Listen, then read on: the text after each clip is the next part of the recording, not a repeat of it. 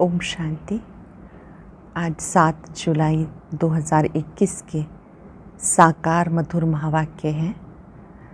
आज बाबा ने याद का महत्व बताया कि बाबा की याद से आपकी काया कल्पतरु बन जाती है, आयु बड़ी हो जाती है, दुनिया पावन बन जाती है।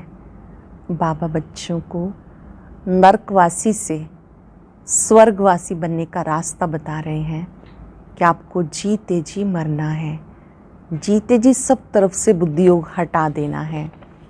महाभारत लड़ाई सामने है।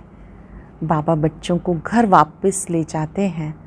ये जीते जी जिए दान बाबा देते हैं।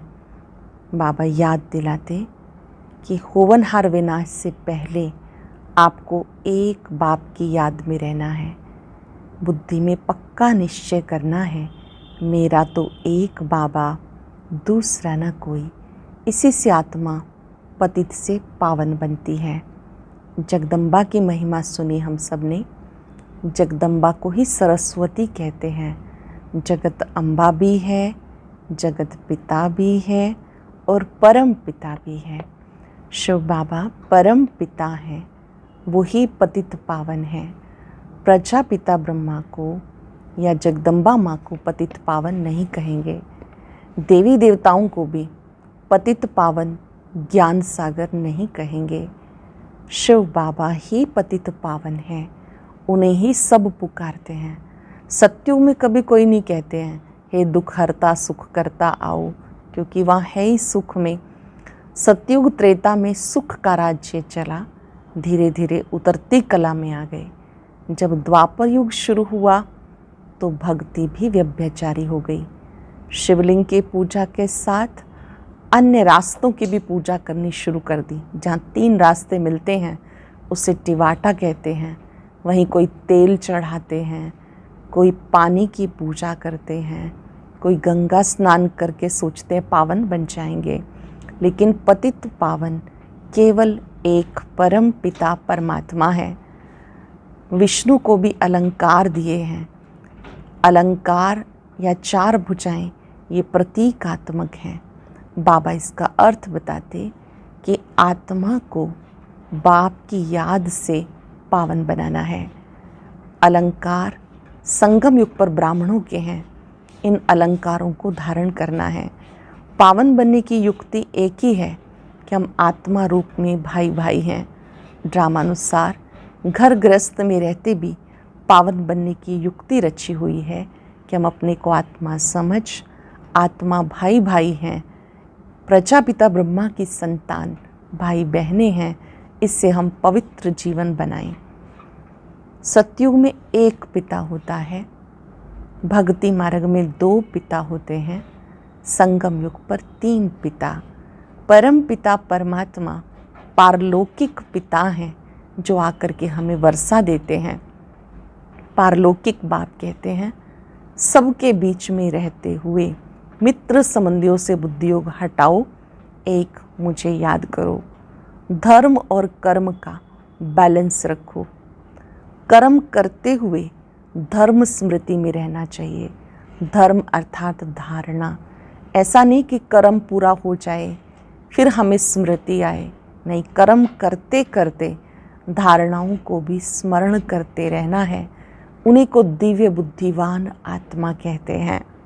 अपनी मन बुद्धि को अनुभव की सीट पर सेट कर देंगे तो कभी भी अपसेट नहीं होंगे। याद रहे, सदा मानसिक स्थिति सेट रहे, ये हमारी बहुत बड़ी संपत्ति है।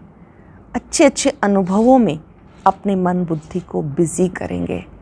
अपने आत्मिक स्वरूप में टिकने का अनुभव, परम पिता के स्वरूप पर एकाग्र होने का अनुभव, इन अनुभवों को बढ़ाएंगे। चलते फिरते अभ्यास करेंगे, मैं दिव्य बुद्धिवान आत्मा हूँ। दिव्य बुद्धिवान आत्मा कर्म करते भी धर्म की स्मृति में रहती है। अब सुनते हैं मुरली विस्तार से। कहते मीठे बच्चे, तुम यहाँ आए हो अपने सहित सारी दुनिया की काया कल्प तरु बनाने। याद से काया कल्पतरु होगी, अर्थात आयु बड़ी होगी। तुम यहाँ आए हो अपने सहित सारी दुनिया की काया कल्पतरु बनाने। याद से काया कल्पतरु होगी। क्वेश्चन, नरकवासी से स्वर्गवासी बनाने की विधि कौन सी है? अब तुम बच्चों को जियदान मिलता है कैसे? इस समय कैसे जियदान मिलता है? नरकवासी से स्वर्गवासी बनाने के लिए जरूर मरना पड़े।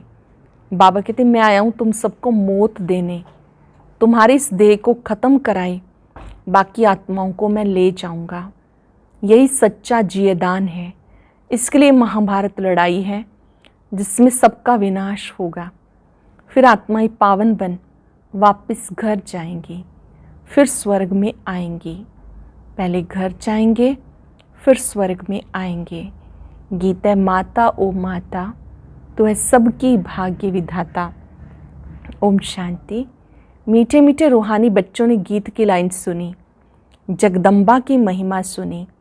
जगत अम्बा यहाँ भारत में गाई जाती है। जगत अम्बा है तो जगत पिता भी जरूर होगा। जगत अम्बा सरस्वती को ही कहते हैं। वास्तव में उनका नाम एक होना चाहिए। तुम्हारा भी नाम एक ही है ना, दो तीन तो नहीं है। अब जगत अम्बा को बरोबर साकार में दिखाते हैं। शरीरधारी है, जगत पिता भी है, जिसको प्रजापिता भी कहा जाता है। सारे जगत की अम्बा है, वैसे सारे जगत का पिता है। जरूर दोनों ही यहाँ होंगे। दोनों का नाम भी सुनाया। दोनों है प्रजापिता और प्रजा माता। अब दूसरा जगत पिता कहा जाता निराकार शिव बाबा को, तो कि जो कि सबके पिता हैं। उनका नाम ही है परम पिता परमात्मा शिव। सिर्फ ईश्वर व परमात्मा नहीं कहना, उनका नाम रूप भी है ना। उनको गॉड फादर कहा जाता। एक है आत्माओं का बाप, दूसरा है साकारी मनुष्य आत्माओं का बाप। एक है आत्माओं का बाप, दूसरा है साकारी मनुष्य आत्माओं का बाप। और मम्मा शिव है आत्माओं का पिता। आत्मा कहती वो हमारा बाप है। फिर आत्मा को ये साकार शरीर मिलता तो कहते हैं ब्रह्मा बाबा। तो दो बाप हो गए, एक शिव बाबा, दूसरा प्रजापिता ब्रह्मा। एक तो निराकार शिव बाबा, दूसरे प्रजापिता ब्रह्मा। शिव बाबा का बच्चा है ब्रह्मा। एक निराकार पिता, एक साकारी पिता। निराकार पिता को कहा जाता पतित पावन। ब्रह्मा व सरस्वती को पतित पावन नहीं कहा जाता। पतित पावन एक है, ये दो हो गए। सब पुकारते हैं पतित पावन आओ, तो दो बाप हो गए। शिव बाबा है रच्यता, नई दुनिया रचते हैं। तो पहले ब्रह्मा को जरूर रचना है। विष्णु और शंकर को कभी प्रजापिता नहीं कहते हैं, ब्रह्मा को ही प्रजापिता कहते हैं। तो शिव बाबा प्रजापिता ब्रह्मा द्वारा एडॉप्ट करते हैं। कहते हम शिव बाबा के बच्चे हैं। शिव बाबा ने इनमें प्रवेश कर एडॉप्ट किया। वही आत्माओं को पावन बनाते हैं। आत्मा ही पतित बनी है, इस कारण शरीर भी पतित मिलता। सोने में चांदी तांबा लोहे की खाद डालते हैं तो आत्मा में भी खाद पड़ती है। असल में आत्मा पवित्र मुक्ति धाम में रहने वाली है, जहाँ शिव बाबा भी रहते हैं। अब शिव बाबा प्रजापिता ब्रह्मा एक को बाप एक को दादा कहेंगे, ये तो तुम जानते हो। सब मनुष्य मात्र शिव की संतान है, शिववंशी। फिर है ब्रह्मा कुमार कुमारियाँ। शिव बाबा और दादा दोनों इकट्ठे हैं। शिव बाबा इनमें विराजमान है। हमें ब्राह्मण बनाए राजयोग सिखाते हैं मनुष्य को देवता बनाने के लिए। देवताएं रहते सतयुग में। देवताओं को पतित पावन ज्ञान का सागर नहीं कहा जाता। देवी देवताओं को पतित पावन ज्ञान का सागर नहीं कहा जाता। उनको बाबा भी नहीं कहा जा सकता। अब तुम विष्णुपुरी के मालिक बन रहे हो। विष्णु के दो रूप लक्ष्मी नारायण हैं, ये मनुष्य नहीं जानते। जो भक्ति करते हैं उनको दो बाप जरूर हैं। सतयुग में एक बाप होता है। वहाँ ऐसे नहीं कहते कि हे परम पिता परमात्मा दुख हरता सुख करता आओ। सतयुग में ऐसे नहीं बुलाते हैं, हे परम पिता दुख हरता सुख करता आओ। वहाँ तो देवी देवताओं का राज्य था। वो कभी हे गॉड फादर लिबरेटर नहीं कहेंगे।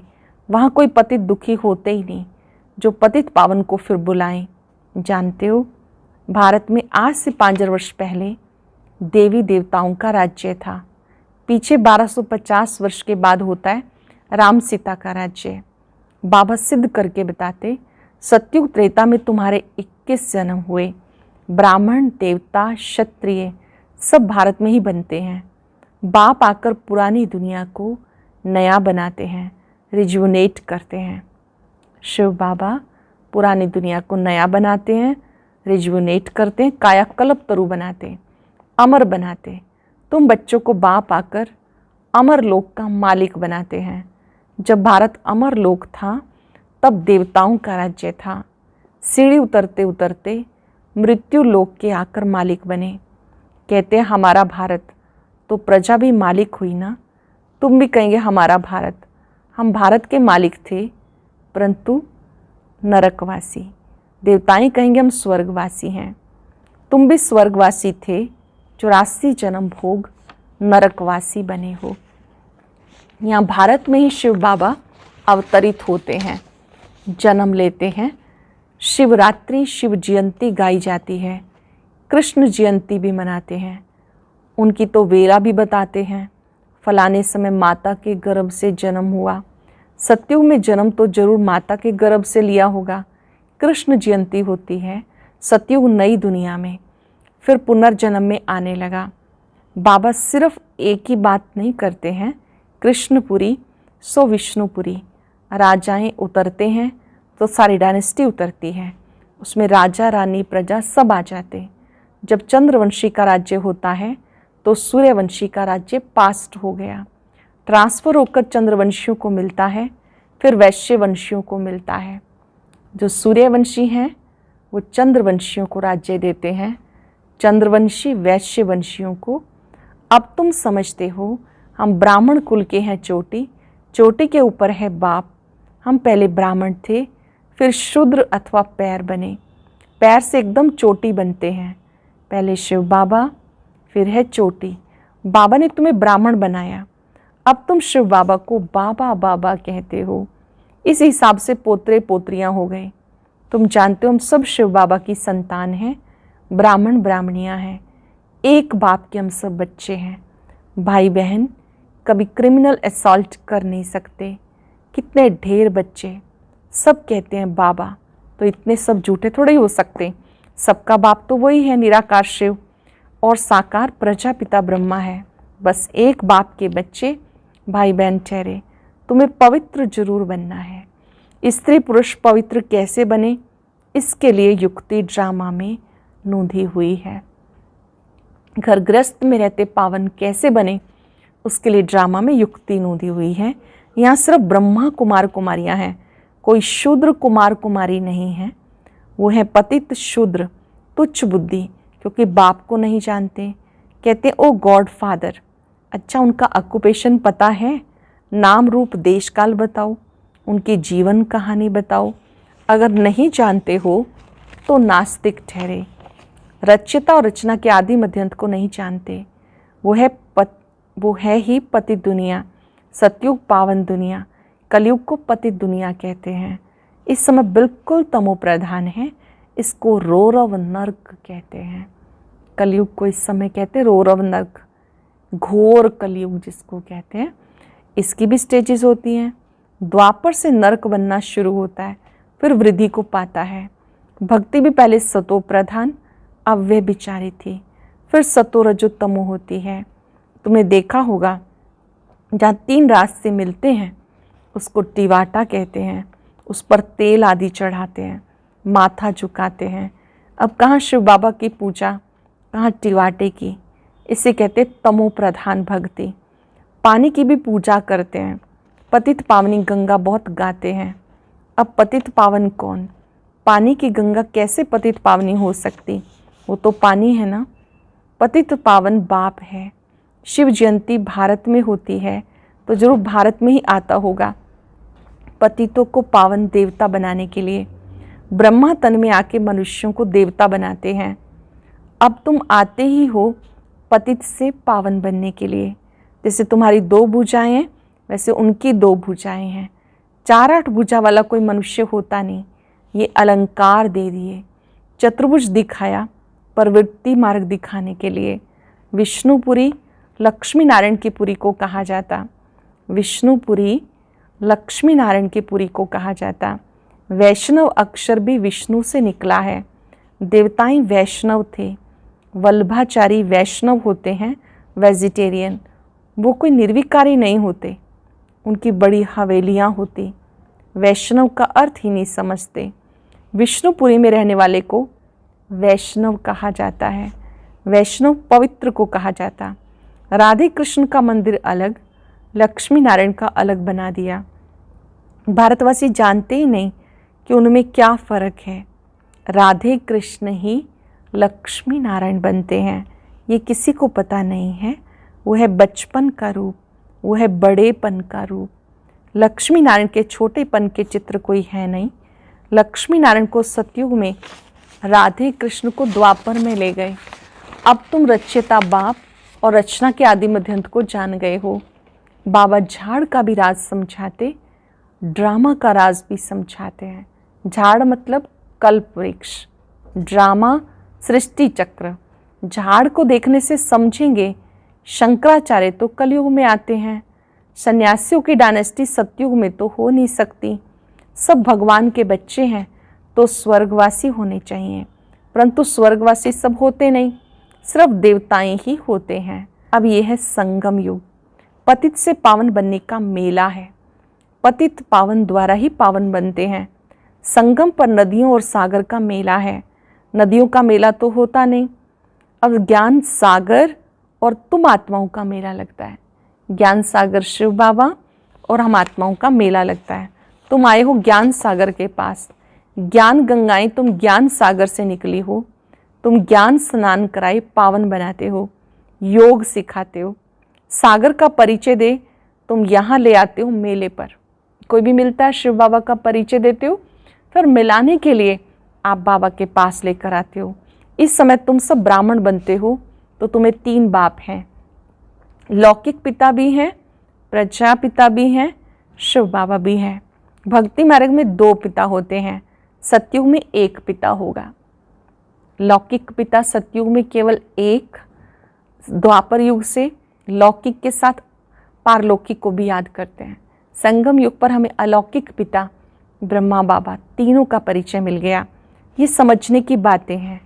अब तुम्हारी आत्मा कहती है मेरा तो एक शिव बाबा, दूसरा ना कोई। पाठ पक्का करते रहना, मेरा तो एक बाबा, दूसरा ना कोई।